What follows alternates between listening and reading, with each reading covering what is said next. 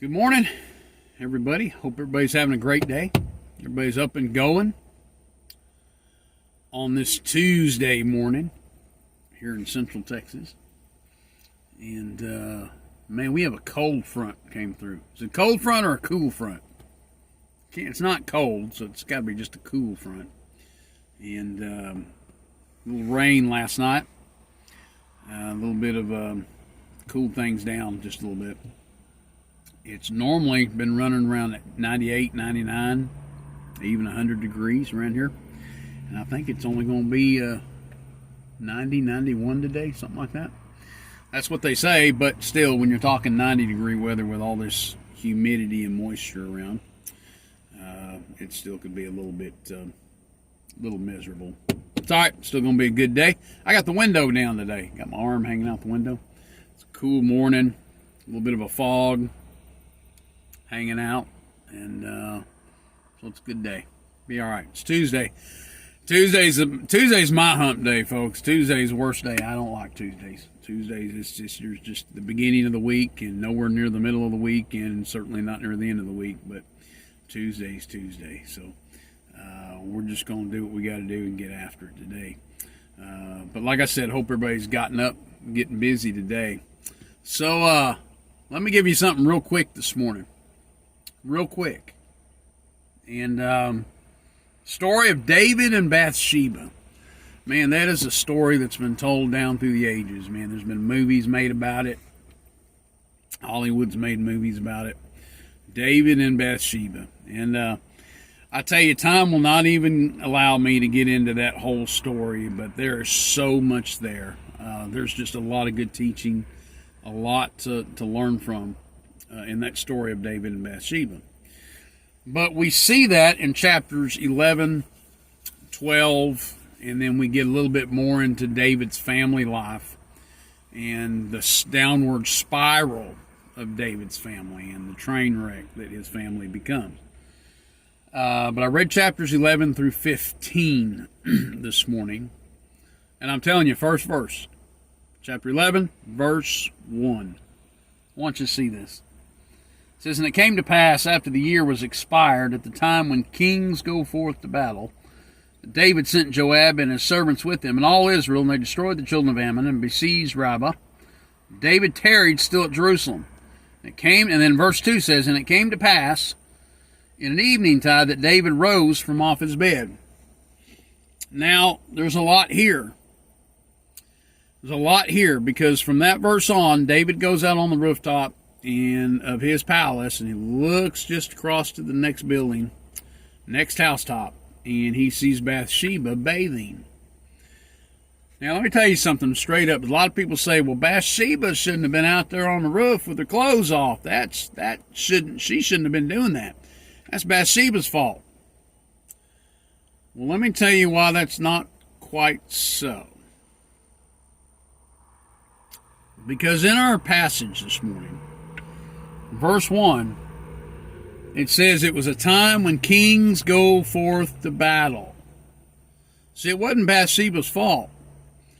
The men were supposed to be gone. David wasn't supposed to be home. David, as king, was supposed to be at war. David was supposed to be out with his troops in the battle. But that's not the only thing. Not only was David not supposed to be home, he was supposed to be at war. But the Bible says that he got up in the evening time.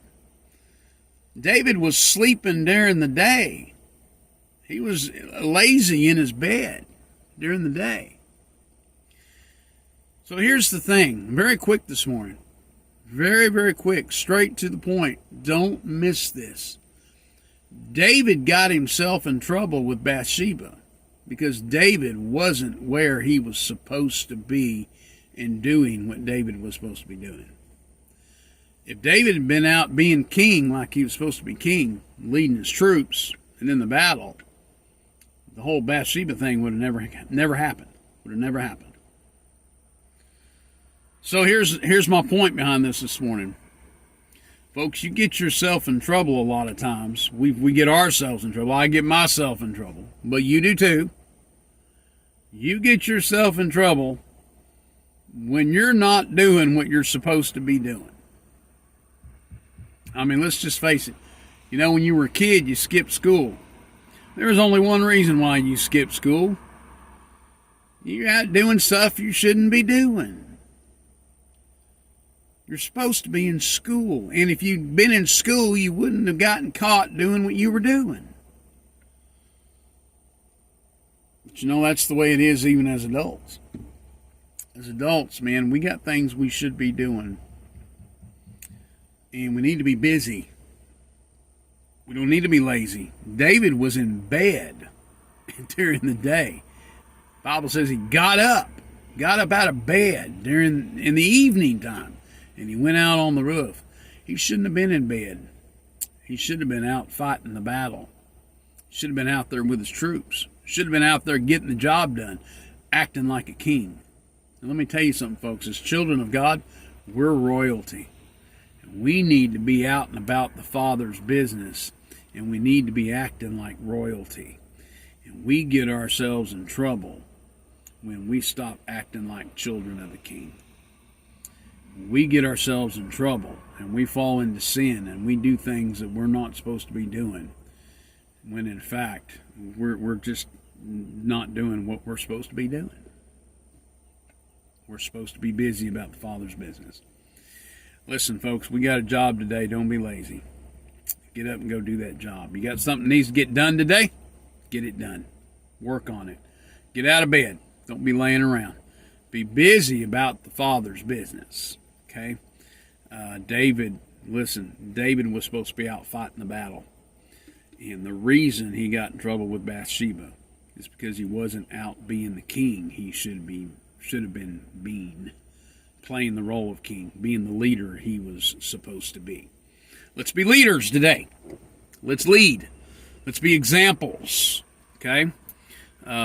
Make sure you're where you're supposed to be. Okay? Make sure you're where you're supposed to be. Make sure you're doing what you're supposed to be doing. And you won't get in trouble. What's that old saying? Idle mind, devil's workshop. Right? So that's good stuff this morning. It's good stuff. Be where you're supposed to be. Do what you're supposed to do. Do what God's called you to do.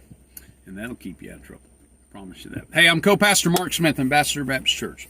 That's my thought for this morning. Out of my reading, this is Gleanings from this morning's reading. I hope everybody has a great Tuesday wherever you're at. Okay, wherever you're at. Have a great Tuesday. I know it's only Tuesday, but we'll get through it. And hope to see you in church on Sunday. Or Wednesday. Wednesday comes before Sunday. But we have midweek Bible study, 6 p.m. Sunday school on Sunday mornings, 10 a.m. Sunday morning service, 11 a.m. Sunday p.m. service, 6 p.m. So we'd love to see you at one of those services. All right? That's it for now, guys. Everybody have a great, wonderful day. And remember, be where you're supposed to be. And you won't be looking at no Bathshebas, all right? Okay, guys. Have a great day. See you tomorrow right here, 7:20 every morning.